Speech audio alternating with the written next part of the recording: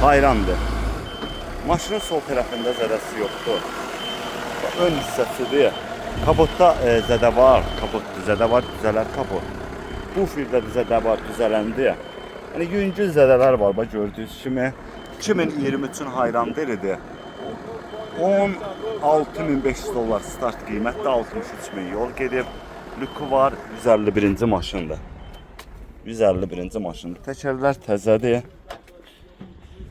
Demək, arxa hissəsinə gəldikdə də buferdir, stopdur, bagaj da düzələcək.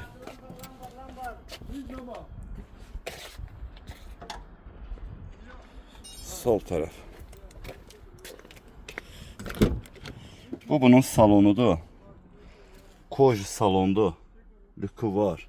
Maşın qəşəng maşındır. Bu maşın da qəşəng maşındır. 2022 bir kadı, bu da bunun VIN nömrəsidir.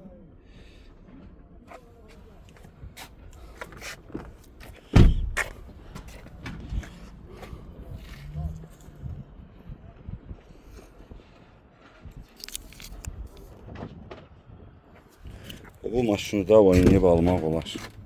Yaxşı maşındır.